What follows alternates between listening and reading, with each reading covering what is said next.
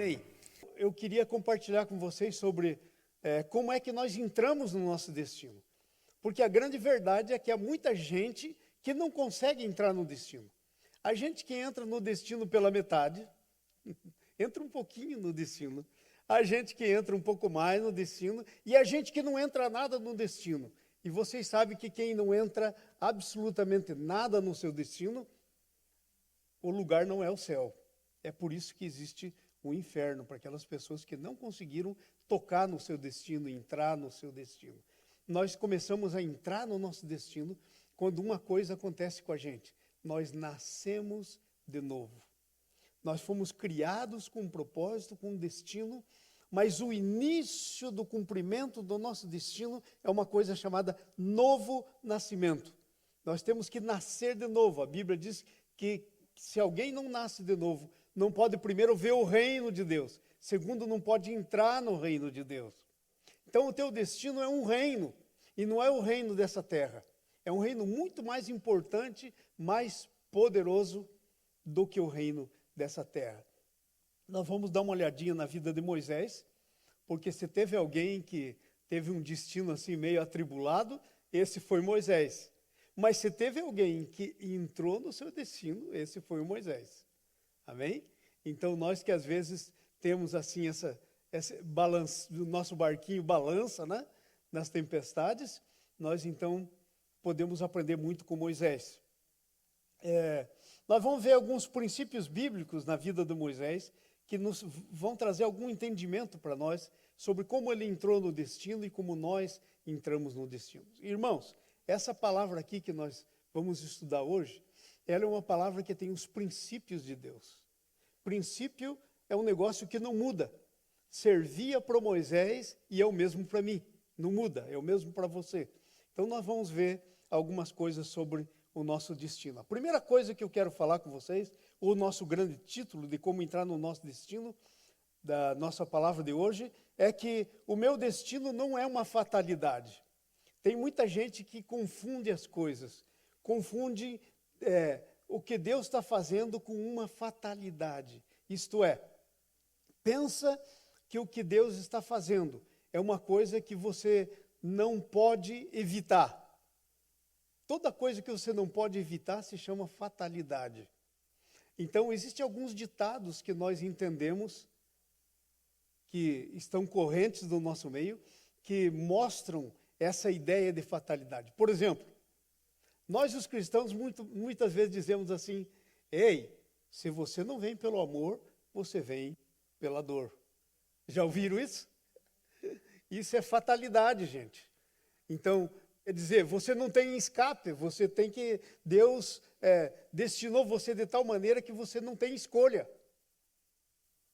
Ou você vem pelo amor ou vem pela dor. Alguns encontram Jesus mais pela dor do que pelo amor, mas não que você não tenha uma chance de fazer uma decisão, não que não seja necessário uma decisão para a sua vida. É necessário você tomar uma decisão. Então, primeira coisa, seu destino não é uma fatalidade. Por quê? Porque o próprio Deus escolheu que nós fôssemos colaboradores com Ele. 1 Coríntios capítulo 3. Por favor, tira o nosso aviso da tela. 1 Coríntios capítulo 3. Encontramos aí? Capítulo 3, versículo 9, de 1 Coríntios. Vamos ler todos juntos aí. Porque de Deus, vamos ler todos. Porque de Deus somos cooperadores. Lavoura de Deus, edifício de Deus, sois vós. Então o que Paulo está dizendo, foi o apóstolo São Paulo que escreveu isso, pelo Espírito Santo, é que nós somos cooperadores de Deus. O que é um cooperador? É alguém que opera junto. Coopera. Opera junto. Então nós somos cooperadores de Deus para Deus realizar a sua obra. Para Deus realizar a obra na vida dos outros e para Deus realizar a obra nas nossas vidas. Nós também somos cooperadores no sentido de que Deus quer realizar nossas obras, mas nós temos que nos posicionar, nós temos que cooperar com Ele. Porque uma grande coisa que Ele fez comigo e com você foi que Ele nos criou pessoas. E sabe, o que distingue uma pessoa de qualquer outra coisa? Eu conto para vocês. É uma coisa chamada livre-arbítrio. Se Deus tirar o livre-arbítrio de você, de mim, nós ficamos um robozão. Nós não temos poder de decisão. Ok? Então, Deus, quando nos criou, Ele nos cria pessoas, porque Ele nos fez a sua imagem e a sua semelhança. E Deus é uma pessoa, a pessoa do Pai, do Filho e do Espírito Santo. Uma pessoa. Então Deus nos criou como seres pessoais, nós somos pessoas. Amém? Então por isso é que nós temos participação, por isso que o destino para nós não é uma fatalidade. No nosso destino nós somos cooperadores com Deus. Agora, é claro que há coisas que Deus é soberano. Por exemplo, eu não poderia planejar o meu destino. Deus planejou o meu destino e Ele planejou isso de maneira soberana. E sabe, Ele não é um Deus malucão, como às vezes a gente tem uma ideia, né, de Deus, um velhinho. Ele é muito antigo, nunca teve princípio de existência, né? Então nós imaginamos às vezes Deus um velhinho assim, com barba bem branca, grande e tal, meio esclerosado, que está com um pau aqui na mão, olhando assim, fez alguma coisa errada para bater. Esse não é o Deus da Bíblia. O Deus da Bíblia, uma das coisas que define Ele é amor. Quando a Bíblia quer definir Deus, Ele diz Deus é amor. Então, o destino que Deus tem para você é um destino amoroso.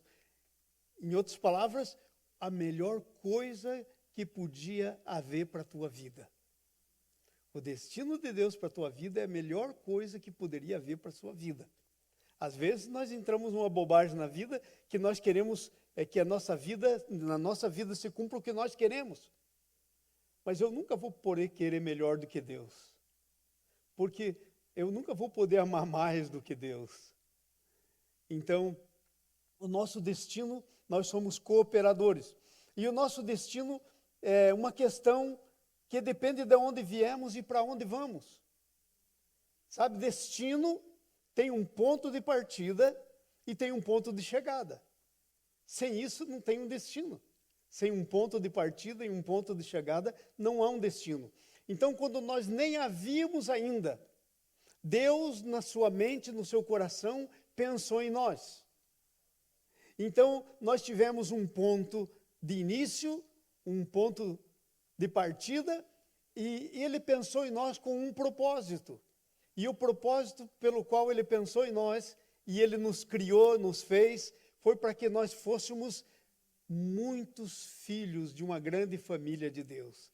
Deus criou você para ser filho, filha. Então, quando Deus criou você, você saiu lá de onde você estava partindo e você está numa grande viagem. Você, quando nasceu de novo, se tornou filho de Deus e agora você está numa grande viagem. E sabe, essa viagem que você está fazendo e esse ponto de partida é muito maior do que você, por você mesmo, pode chegar lá. Porque, segundo a palavra de Deus, o destino final nosso é o novo céu e a nova terra. E segundo a palavra de Deus, para entrar lá, nós vamos receber um corpo glorificado, semelhante ao de Jesus, não mais sujeito a tempo, a espaço, não mais sujeito a fraquezas, debilidades. Não vai ter mais nada disso. À medida que Deus vai trabalhando e nós vamos entrando no nosso destino. Então, nós ainda não chegamos. Nós estamos numa viagem.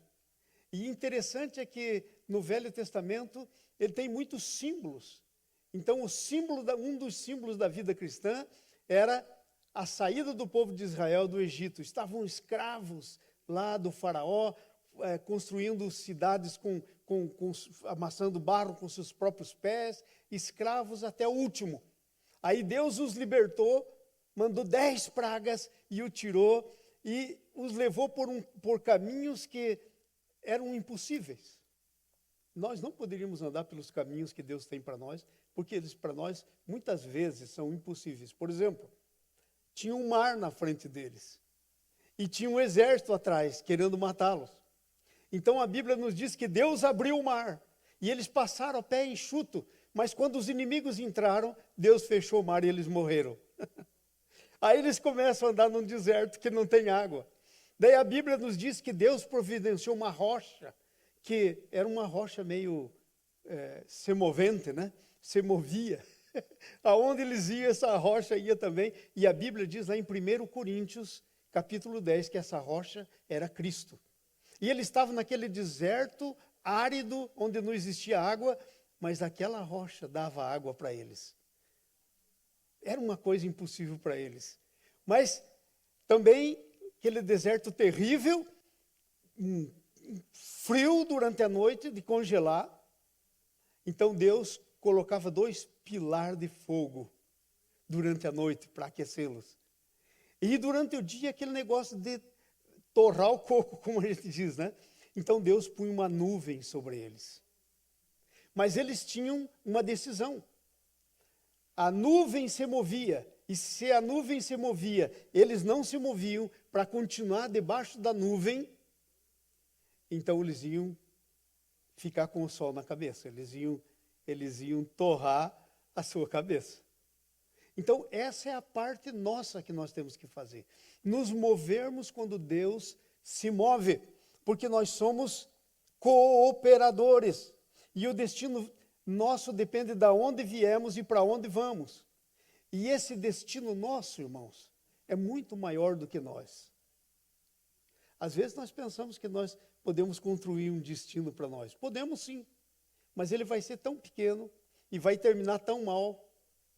Porque o destino que Deus tem é muito maior e precisa de muito mais coisa do que nós, por nós mesmos, somos capazes de fazer. Nós podemos ser colaboradores, cooperadores com o que Deus está fazendo, porque somos pessoas. Amém? Então, o nosso destino, assim sendo o nosso destino, capítulo 2 aí de Êxodo, assim sendo o nosso destino não é gerado por nossas ideias ou por nossos desejos. Naqueles dias, sendo Moisés já homem, saiu a seus irmãos e viu os seus labores penosos, e viu que certo egípcio espancava um hebreu, um do seu povo. Versículo 12. Olhou de um lado e olhou para o outro, estava lá o egípcio batendo no israelita, ele olha para cá, olha para lá, para ver se não tinha ninguém vendo, e o que fez? E vendo que ali não havia ninguém, matou o egípcio e o escondeu na areia. Sabe o que isso quer dizer?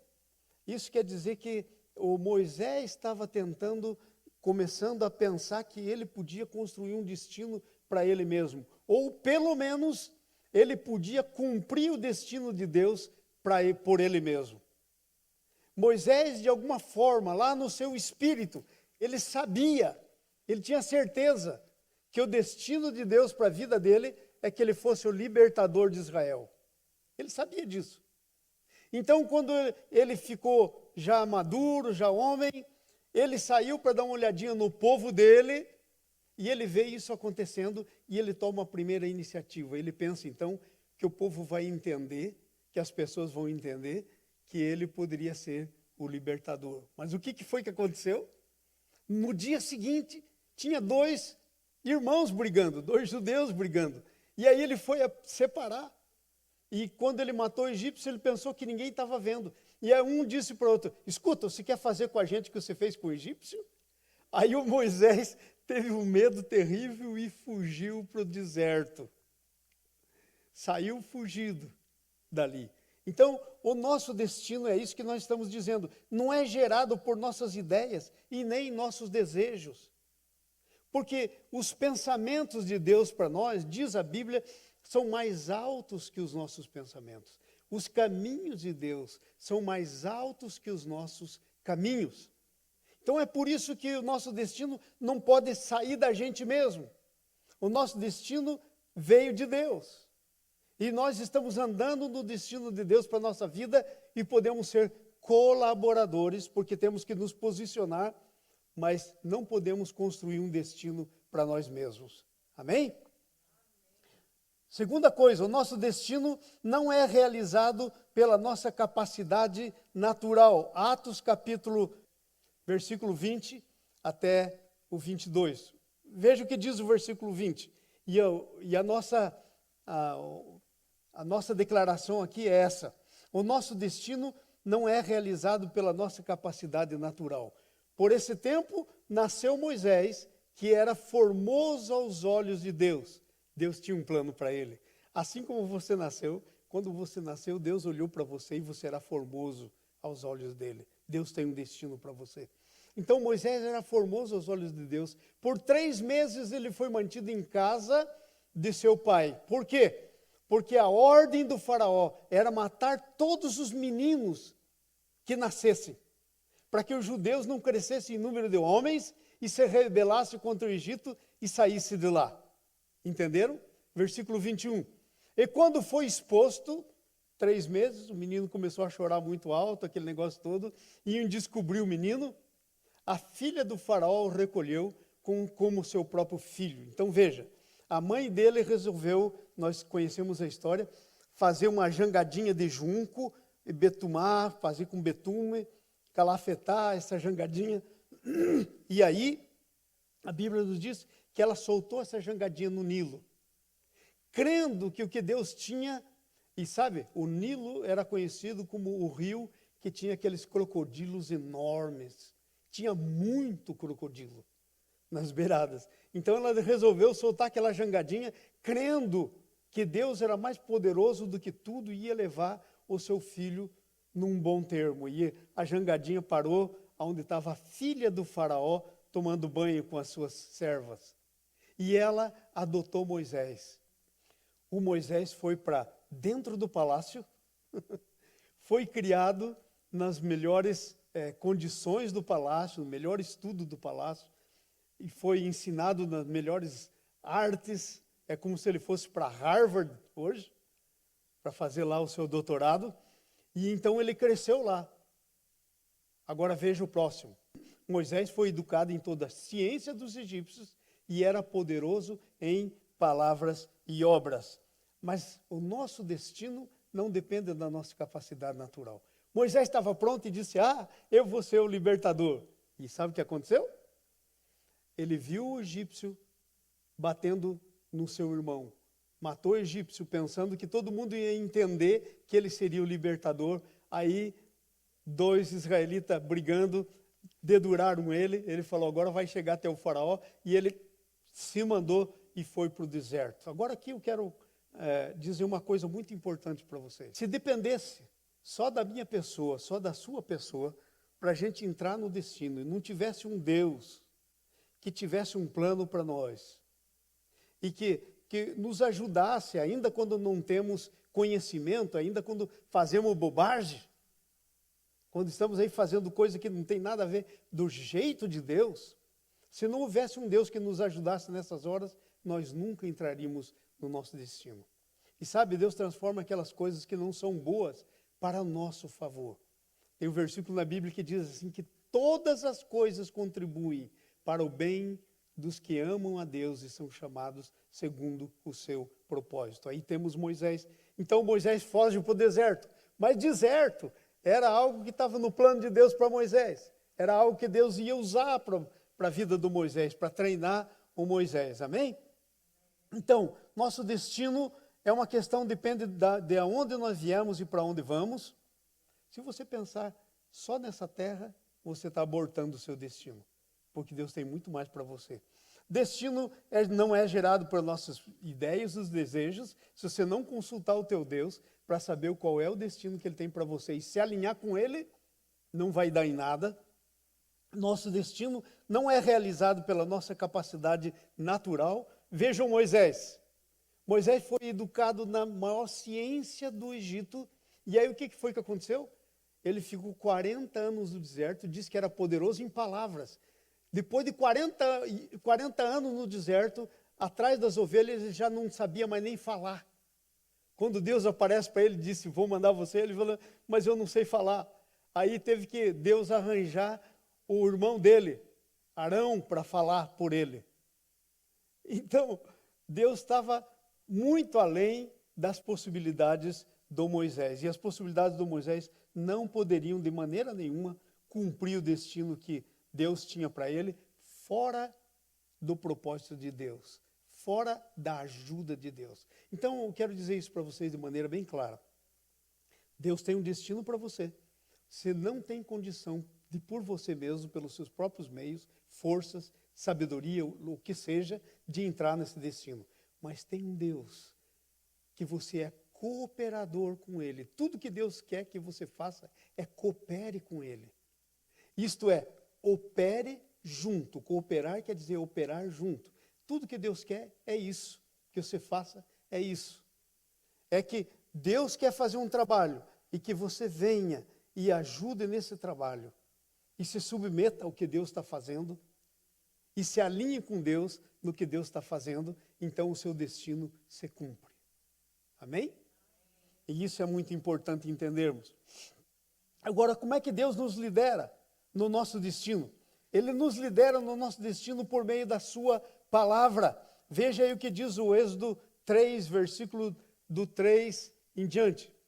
Então, o Moisés está lá pastoreando as ovelhas, já fazia quase 40 anos, só atrás das ovelhas.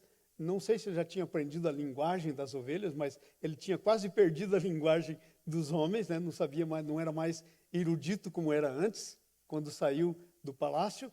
Então disse consigo mesmo, ele viu uma sarça que ardia e não se consumia. Ele disse, eu vou lá ver essa maravilha, porque a sarça não se queima. Que negócio é esse? Uma árvore pegando fogo e não se queima. Vendo o Senhor que ele se voltava para ver, do meio da sarça chamou e disse, Moisés, Moisés. E ele respondeu, eis-me aqui. Então, quando você se volta para olhar o que Deus está fazendo, Deus fala com você. Deus tem uma palavra para você. Deus diz o nome dele, Moisés, Moisés. E ele disse, eis-me aqui. Próximo versículo. E Deus continuou, não te chegues para cá. Tira as sandálias dos pés, porque o lugar em que você está é terra santa. Deus diz ao Moisés, só há um caminho. Em outras palavras, traduzindo o que Deus disse aí, só há um caminho para chegar até mim, para ter contato comigo, é pela pessoa do meu filho. E sabe como é que o pessoal lá daquele tempo do Moisés tinha contato pela pessoa do filho? Quando eles queriam se chegar a Deus, eles pegavam um cordeiro, sem mancha, sem defeito, que era um símbolo de Jesus. Sacrificavam aquele cordeiro e entravam em comunhão com Deus por meio daquele sacrifício. Nada diferente de hoje. Você entra em comunhão com Deus por meio do sacrifício de Jesus. Ele é o caminho. Então Deus diz, tira a sandália do teu pé, porque o lugar que você está é santo. Versículo 6. Disse mais, eu sou o Deus do teu pai, o Deus de Abraão, o Deus de Isaque, o Deus de Jacó. Moisés escondeu o rosto porque temeu olhar para Deus. Então, quando você se alinha, quando Deus se manifesta e você tem a intenção de conhecer mais dessa manifestação, Deus chama você pelo nome e Deus começa a se revelar para você. Moisés lá ia saber, mas aparece Deus e diz quem ele é. Então, se você se interessa pela revelação que Deus está tendo para você, Deus vai começar a se revelar para você, vai começar a revelar quem ele é. E depois vai revelar o propósito dele também. Entenderam disso? Mas muitas vezes Deus está pondo sarça, queimando, a arvorezinha pegando fogo na nossa vida e nós não voltamos para Deus. Nós não reconhecemos Deus. Nós não chegamos perto para ver essa maravilha. E aí o que acontece? Isso é falta de nos tornarmos cooperadores com Deus. Moisés então começou a cooperar com Deus, quando ele começou a chegar perto da sarça para ver essa maravilha que estava acontecendo. E aí Deus chama ele pelo nome, porque Deus conhece você pelo nome. E tem mais, quero dizer mais uma coisinha para você. O nome que você tem hoje, não é o nome que Deus te deu. Segundo a Bíblia, lá no Apocalipse, o nome teu está escrito numa pedrinha branca que ninguém sabe. Só Deus sabe. Você tem um outro nome, um nome dado por Deus. Esse nome aí foi dado pelo seu pai, sua mãe, sua tia, seus parentes que escolheram para você, mas Deus tem um nome escolhido por você, para você. Que só Ele sabe. Veja a importância tua. E veja a importância de você se alinhar com as coisas de Deus. Vamos para o próximo versículo. Então Deus começa a se revelar pela palavra. Nós começamos então a entrar no nosso destino, sermos liderados no nosso destino por meio da palavra de Deus. Disse ainda mais o Senhor: certamente vi a aflição do meu povo, que está no Egito, e ouvi o seu clamor, e por causa dos seus exatores, conheço-lhes os sofrimentos. Próximo versículo. Por isso eu desci, a fim de livrar-os da mão dos egípcios, e para fazer subir daquela terra a uma terra boa e ampla, terra que emana leite e mel, o lugar do cananeu, do eteu, do amorreu, do ferezeu, do eveu, do jebuseu.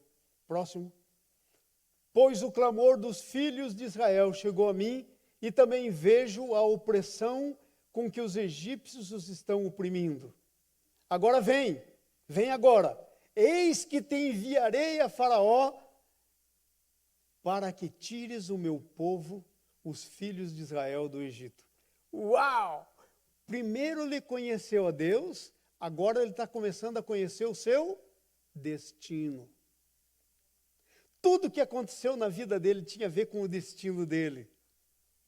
Deus protegeu a vida dele por causa do destino dele. Eu, quando olho para trás na minha vida, no meu tempo que eu não conhecia Jesus, eu vejo o quanto Deus me protegeu por causa do destino que Ele tinha para mim. Mesma coisa Deus fez com Jesus. O Herodes tentou matar Jesus quando tinha 2 anos. Deus o protegeu, um anjo falou, eles fugiram para o Egito e o Herodes não conseguiu matá-lo. Então, eu vejo lá no meu passado, eu sofri muitos acidentes, eu tive muitos acidentes, muita coisa aconteceu comigo e eu não morri por pura proteção de Deus, porque Deus tinha um destino para mim. E quando eu comecei a ver as maravilhas de Deus, quando eu comecei a ver a sarça se queimando, a árvorezinha pegando fogo e não se queimando, não terminando, eu me cheguei para ver. Então Deus começou a falar comigo, me chamou pelo nome, me tornou filho dele, e eu comecei a entrar no meu destino. Assim como Moisés. E se você for pensar na sua história, é exatamente assim. Eu não sei em que ponto você está da tua história. Eu sei em que ponto que eu estou da minha. Eu reconheço. E eu sei em que ponto que eu estou da minha história. Mas você precisa pensar na sua história para descobrir em que ponto que você está dela. E você vai ver Deus te protegendo, Deus cuidando. E você vai entender os propósitos de Deus para a tua vida, o teu destino. Amém? Então vamos ler 1 Coríntios capítulo 10, versículo 11. Veja lá o que diz. 1 de Coríntios capítulo 10, versículo 11. Estas coisas, está falando do povo de Israel, lá do passado, está falando do Moisés. Essas coisas lhes sobrevieram como exemplos e foram escritas para nossa advertência de nós outros sobre quem os fins dos séculos têm chegado. Paulo escreveu isso quase 2000 anos atrás. Imagine quanto nós estamos mais perto do fim dos séculos. Eu creio que nós estamos muito perto da vinda de Jesus. Ninguém deve marcar e nem tem capacidade para marcar a vinda dele quando ele vem. Mas nós podemos ver os sinais, grandes sinais que Deus nos deu. E eu digo para vocês, eu creio que nós estamos muito perto da vinda dele. Então, essas coisas, o que Deus está fazendo com Moisés, como Deus tirou o pessoal do Egito, tudo que Deus fez lá, foi escrito para nós, como uma advertência. Amém? Sobrevieram para eles, para que você entenda esse Deus que você está seguindo, que tem um destino para você, que quer que você seja cooperador no destino com Ele, mas que Ele tem poder mais do que você para te manter no destino. Quando eu comecei a entender essa história de destino, que foi uns 30 anos atrás, eu resolvi fazer um pacto com Deus e resolvi escrever esse pacto. Eu entendi algumas coisas e eu resolvi então escrever esse pacto. Eu entendi essa história do destino naquele tempo e eu de ano em ano, às vezes 5, 6 anos ou mais, eu reescrevo num papelzinho igual esse, as mesmas coisas que eu escrevi uns 30 anos atrás. E veja o que escrevi. Escritura da minha vida, quer dizer, documento final da minha vida. E aqui, cada vez que eu renovo, eu coloco a data. A última vez que eu renovei, isso foi em 2001. Logo que eu estava descendo aqui para a Geórgia. Então, eu estava num período de muito jejum e oração, eu resolvi renovar a minha escritura. E eu disse assim, eu, João, faço a declaração última da minha vida. Eu declaro que pela graça do Senhor, me levanto em sua presença, isto é, me torno cooperador, para ser um homem, primeiro, de oração.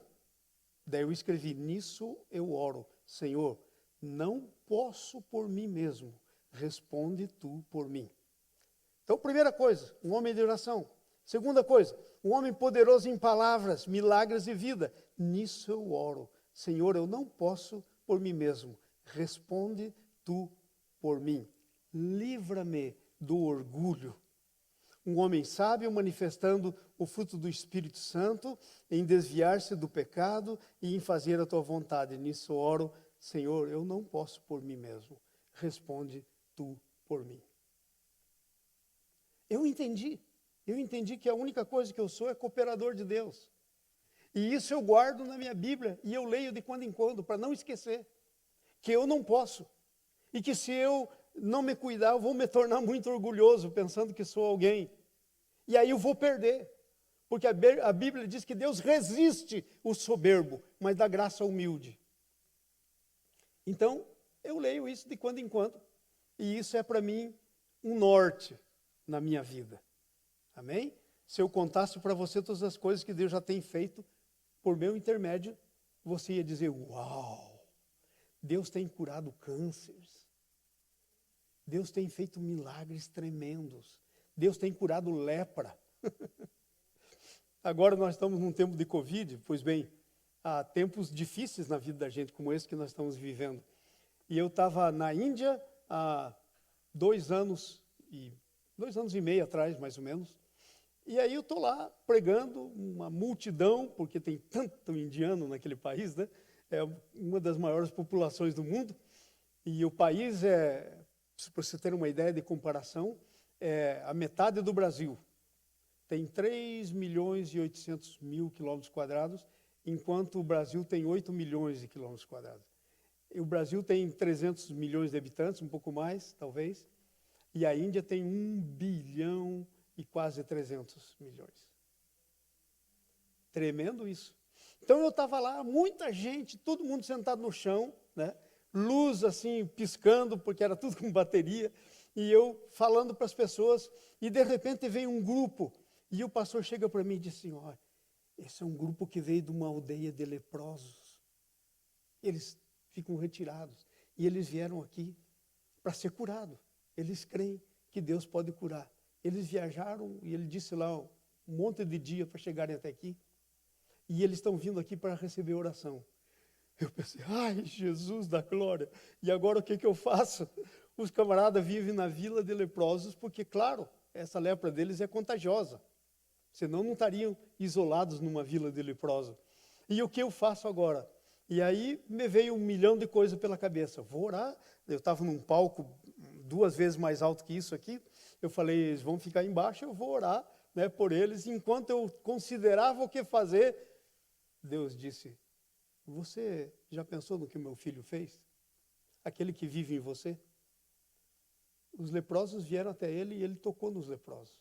E a lepra teve que sair. Pois bem, você vai fazer o quê? Vai ficar longe dos leprosos? Aí eu falei, Senhor, perdão. Desci lá e botei a mão na cabeça de cada um. Não estou leproso, não pegou. Aí, no ano seguinte, quando eu estava lá, tinha alguns leprosos dando testemunho da cura. Tremendo. Não fui eu que fiz isso, mas eu fui cooperador. Cooperador no destino deles. Cooperador no meu destino. Porque eu estou aqui para fazer as obras de Deus, assim como você. Nós estamos aqui com a mesma missão de Jesus, fazer as obras de Deus. Então nós devemos fazer as obras de Deus, sem medo. Mas muitas vezes o medo nos constrange e a gente acaba não fazendo a obra de Deus. Então, nosso destino vem por meio da palavra de Deus. Nós somos cooperadores. Veja o versículo 11 e 12 aí. Então disse Moisés a Deus: quem sou eu para ir a Faraó e tirar do Egito os filhos de Israel? Ele tinha vivido, segura aí no 11, ele tinha vivido naquele palácio, ele sabia o poder do Faraó, ele sabia tudo. E quando Deus diz para ele, você vai lá tirar, ele diz, quem sou eu? Quem sou eu para ir a Faraó e tirar os filhos de Israel do Egito? Vai lá, 12. Deus lhe respondeu. E essa resposta é para você. Porque muitas vezes você pode estar pensando, quem sou eu? Você não é quem você pensa que é. Você não é quem seu amigo, sua amiga diz que você é. Você não é quem as circunstâncias que já aconteceram na sua vida estão dizendo quem você é. Você não é. Você é o que Deus diz que você é. Respondeu-lhe Deus: eu serei contigo, e esse será o sinal de que eu te enviarei. Depois que houveres tirado o povo do Egito, servireis a Deus neste monte. Uau! Deus tinha um propósito. Moisés não ia ter que fazer aquela obra sozinho, Deus sabia que ele não podia fazer. Mas quando Moisés se decide, Deus fala com o faraó endurece o coração, Deus manda 10 pragas, e o faraó pede, pelo amor de Deus, leva esse povo daqui, e ele sai, e aí o Moisés diz para ele, não podemos sair assim de mão abanando, e o nosso 13º, e o nosso fundo de garantia, aí os egípcios dão ouro e prata em abundância para eles, e eles saem levando essa riqueza toda. Que tremendo, que tremendo. Eles passaram por momentos difíceis, mas Deus estava com eles. Assim é a sua vida. Às vezes, o que pode estar faltando na sua vida é só reconhecer o teu Deus. É só ter curiosidade para ver a árvore que pega fogo e não se consome. Aí Deus vai começar a falar, ei! E vai dizer o seu nome, porque Ele te conhece pelo nome. Salmo 139, ele diz que ele conhece o seu deitar, o seu levantar, nenhum dos teus caminhos é encoberto para ele. E ele quer você. Limpe da sua mente a mentira do diabo, que você não é digno de Deus. Aí está pensando Moisés, como é que eu vou fazer isso? Nossa. Limpe da sua mente essa mentira de que você não é digno. Você é digno, sabe por quê? Porque Jesus morreu por você. E a Bíblia diz, digno o cordeiro que for morto. E sabe, esse cordeiro que for morto, ele ressuscitou, ele vive em você. Imagine a tua dignidade. Por favor, irmãos, comece a entrar na real de Deus, não na real dos homens para você, nem do mundo para você. Para de pensar o que as circunstâncias aconteceram na tua vida, o que já aconteceu na sua vida. Para de pensar isso. Começa a pensar quem você é, o que Deus diz que você tem, o que Deus diz que você vai fazer como cooperador dele. Aleluia! E estamos terminando. A última coisa que eu quero falar, a primeira coisa foi, somos cooperadores. Segunda coisa que eu quero falar, nosso destino é o propósito de Deus para nós. Talvez você esteja pensando, o que é destino, pastor? Destino é o propósito que aquele que viu você na eternidade, antes que você existisse, o propósito que ele teve para você. Isso é destino. Isso é o destino. Agora veja bem, a primeira coisa que eu quero falar com você é Provérbios capítulo 19, versículo 21. Muitos propósitos há no coração do homem, mas o desígnio do Senhor permanecerá. Às vezes tem um propósito no meu coração que não permanecem, mas aquilo que é desígnio de Deus para a minha vida, permanece. Não falha, porque Deus está ali para garantir o que Ele tem para a minha vida. Amém? O nosso propósito é realizar uma tarefa. Irmãos, você foi criado para realizar uma tarefa. E o nome disso é, você foi criado para ser cooperador de Deus. Desde o princípio, quando Deus fez Adão e Eva, Ele criou Adão e Eva para uma tarefa. Veja, tomou, pois, o Senhor, Deus ao homem, e o colocou no jardim do Éden para cultivar e guardar. Isso é uma tarefa. Deus criou o homem, Adão e Eva, e daí criou um jardim enorme. Será que Deus que criou isso tudo não podia cuidar Ele mesmo? Com uma palavra? Com um pensamento dele? Claro que podia. Mas o que Ele queria? Cooperadores, para realizarem a sua obra. Cooperadores para realizar a sua obra. Volta lá, por favor, no Gênesis. Então, Deus colocou Adão e Eva lá nesse jardim. E eles tinham uma tarefa. Tremendo. Agora veja o Êxodo 3:10. Deus tinha uma tarefa por Moisés. Qual era a tarefa dele?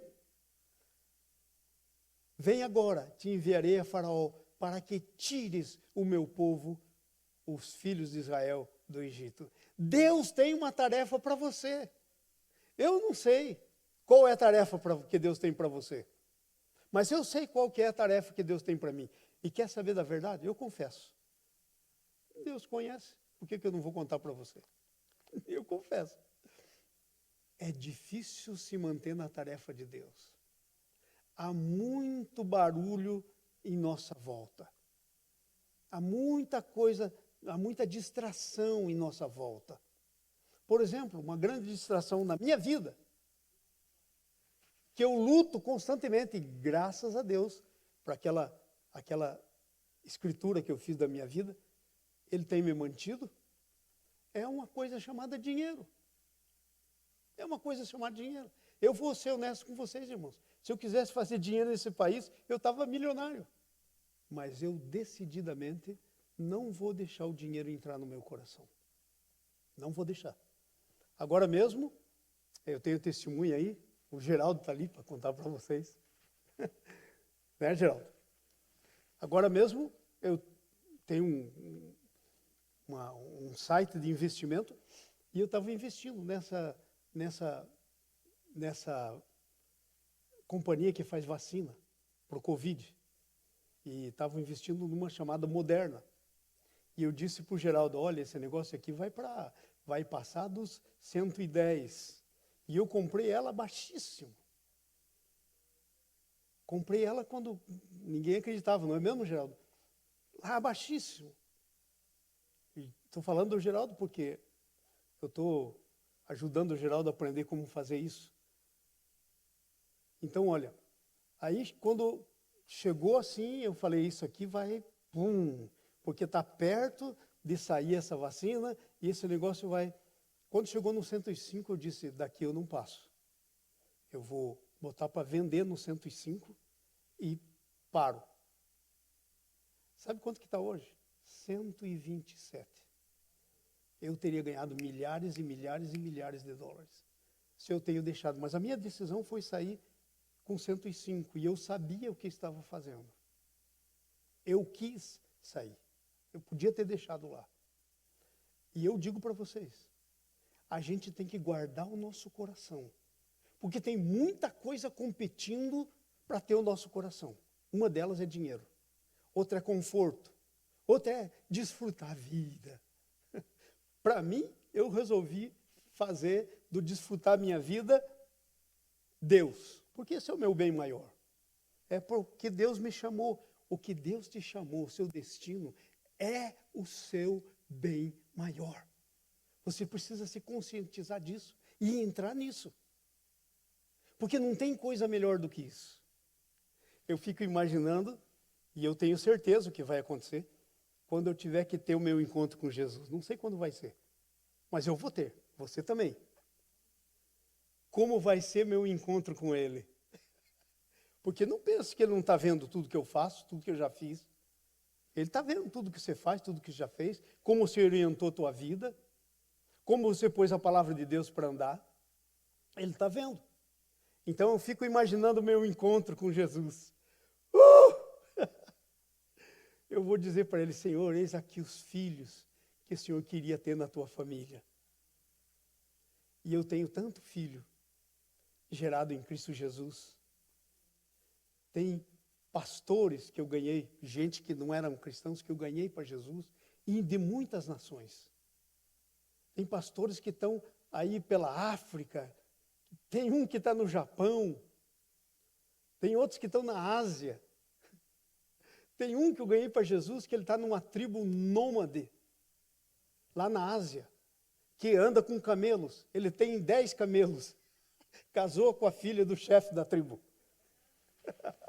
E vive no maior desertão, nas estepes. É meu filho da fé. Fazia anos e anos e anos e anos que eu não ouvia falar dele. Aí um dia eu recebo um telefonema, ele disse, pastor, sabe quem que é aqui? Eu falei, não tenho a mínima ideia. Ele falou, aqui é o fulano de tal. Aí eu lembrei dele.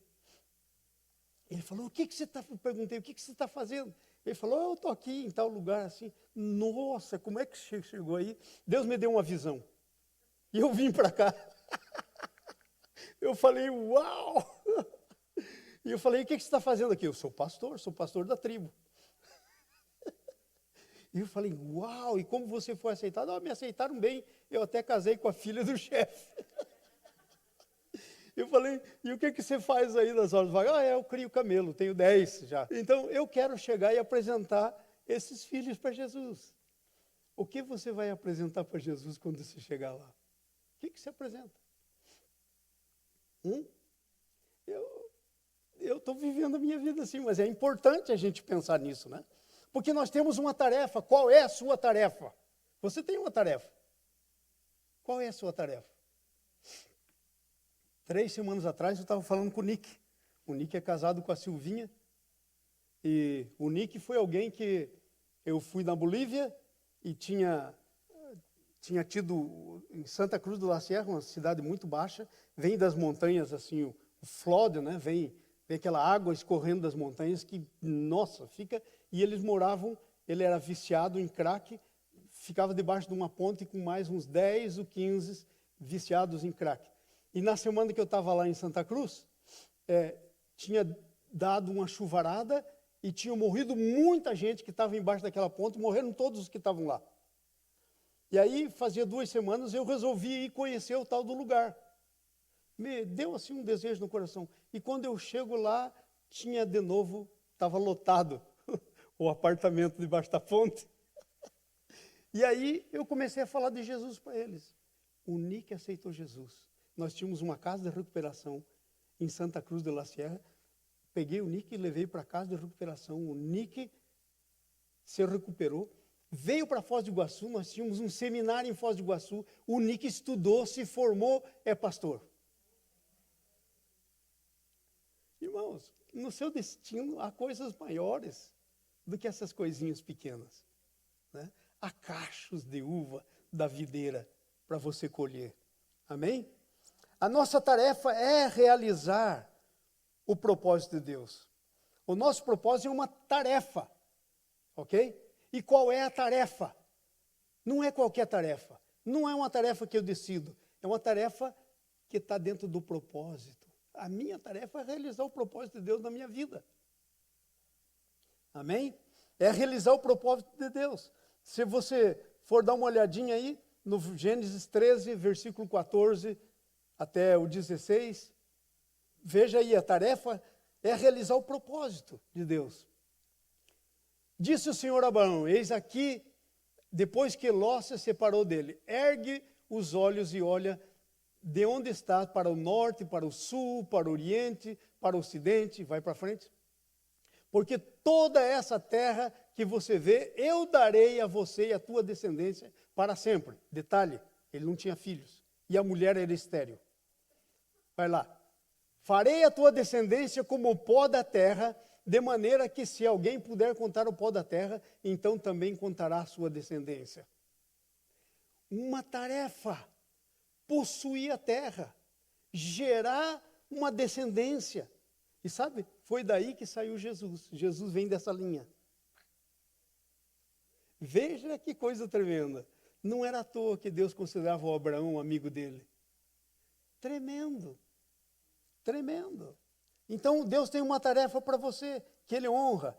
Êxodo capítulo 3, versículos 6 e 10. Já vimos algumas coisas disso aí lá, mas vamos olhar de novo. A tarefa é você cumprir o propósito de Deus para a sua vida. Pastor, qual é a minha tarefa? Cumprir o propósito de Deus para a sua vida. Qual é a minha? Cumprir o propósito de Deus para a minha vida. Disse mais: eu sou o Deus do teu pai, o Deus de Abraão, de Isaac e Jacó. Moisés escondeu o rosto, temeu olhar para Deus. Próximo. Disse ainda o Senhor: certamente vi a aflição do meu povo que está no Egito. Ele tinha visto também Moisés. Matou o egípcio, escondeu na areia. Queria ser o libertador. Mas depois que teve que fugir, perdeu o desejo de ser libertador. Aí Deus tem que vir e convencer ele outra vez. E ele deu toda a desculpa que tinha para Deus. Graças a Deus, Deus não desiste de nós. Deus não desiste de você. Quem está no Egito ouviu seu clamor por causa dos exatores. Conheço-lhes o sofrimento. 8. Por isso eu desci a fim de livrá-los. Então Deus tinha uma coisa para fazer. E a tarefa era cumprir o destino dele. O destino dele, o propósito da vida dele era ser libertador. Quando você pensa em Moisés, o que você pensa? No libertador. Esse era o propósito da vida dele. Amém? Então, nosso destino é o propósito de Deus para nós, é cumprir a tarefa. Agora, presta atenção nisso. O propósito é mais poderoso do que os planos. Romanos 8, 28. Sabemos que todas as coisas cooperam para o bem dos que amam a Deus, daqueles que são chamados segundo o seu propósito. Se você foi chamado segundo o seu propósito, e você foi, o resto vai contribuir. Aí você vai chegar no fim da história e vai dizer: Senhor, que maravilha, como aconteceu isso tudo? Ué, todas as coisas vão contribuir. Você não precisa ter medo, porque Deus vai fazer. Então, propósito é mais poderoso que plano. Os planos vão se cumprir, porque você está dentro do propósito. Mas se estiver fora do propósito, é igual a nuvem. A nuvem anda e eu digo: já andei a semana inteira, vou ficar mais aqui. Vou torrar no sol. Ou a nuvem está parada, eu digo: essa nuvenzinha aqui parece que não vai se mexer mais. Eu vou andar. Deus está demorando para mexer com a nuvem, eu vou andar. Adivinha o que vai acontecer? Vai ficar no sol, o seu cérebro vai sofrer. Ok? Propósito é mais importante que planos, nós vimos aí. Então, propósito tem a ver com a razão para fazer as coisas. Capítulo 3, versículo 12. Propósito é mais importante porque o propósito é a razão da coisa. É a razão. 12. Disse-lhe Deus: eu serei contigo, e isto será o sinal que eu te enviarei. Depois de haver tirado o povo do Egito, servireis a Deus neste monte. Qual é a razão do propósito que Deus tem para você? Servir a Deus, glorificar a Deus, honrar a Deus. Esse é o propósito. Você vai tirar o povo e vai vir nesse monte, e você então vai servir, vai me adorar, vai servir. Essa é a razão do propósito. A razão do propósito para com você não é você mesmo, é o seu Deus. É maior do que você. Você tem um propósito que é mais do que você. Amém? Então, propósito tem a ver com a razão pela qual você vai fazer as coisas. Capítulo 3, versículo 15. Planos é diferente de propósito, porque propósito é a razão, planos tem a ver com os métodos. Veja aí. Disse Deus ainda mais a Moisés: assim dirás agora vem os planos, ok? Assim dirás aos filhos de Israel: o Senhor o Deus de vossos pais, o Deus de Abraão, o Deus de Isaque e de Jacó, me enviou para vós outros, e este é o meu nome. Vai, ajunta os anciãos de Israel, ó o plano. Dize-lhes, o Senhor, o Deus de vossos pais, o Deus de Abraão, o Deus de Isaque e de Jacó, me apareceu dizendo, em verdade vos tenho visitado e visto o que vos tem sido feito no Egito. Então aí agora Deus está dando para ele o plano de ação. Mas esse plano tinha um propósito, livrar o povo da mão do Egito para ser o povo de Deus, para servir a Ele, glorificar Ele. Esse é o propósito da sua vida. Aí tem vários planos. O plano para você pode ser muito diferente do meu. Ok? Mas Deus te criou com um único propósito. E o nosso propósito é adorar o nosso Deus. Amém? Vamos terminar? Propósito vem antes dos planos. E é maior do que nós. Versículo 11. Gênesis 3:11. Então disse Moisés a Deus, quem sou eu para ir a Faraó e tirar do Egito os filhos de Israel? Quem sou eu? É maior do que ele. O propósito que Deus tem para você é maior que você. Se for do teu tamanho, não é de Deus, é teu. É maior do que você. Se for do teu tamanho, não é de Deus, é teu. É muito maior. Vocês entenderam a importância do nosso destino? Como é que nós entramos no destino? Eu vou estar talvez falando mais algumas vezes sobre esse assunto, continuando a história do Moisés aqui, mas eu quero concluir dizendo, uma vida fora do nosso destino é uma vida sem propósito, uma vida triste que conduz à decepção e muitas vezes à depressão. Decepção e depressão. Então vamos começar hoje respondendo algumas perguntas. Primeira pergunta, como temos vivido nossas vidas em relação ao propósito de Deus? Como é que você tem vivido tua vida em relação ao propósito de Deus? Quais são duas áreas em que não conseguimos entrar no propósito de Deus? Quais são duas áreas? Nós temos que começar a pensar. Temos que fazer a nossa parte. Porque somos cooperadores de Deus.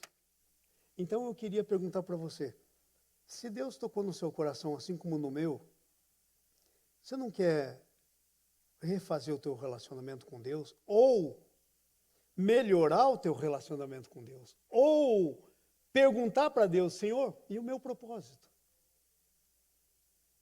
Senhor, ajuda-me a reconhecer o meu propósito, se você não reconhece. Vamos ficar em pé no nome de Jesus. Vamos terminar o nosso culto.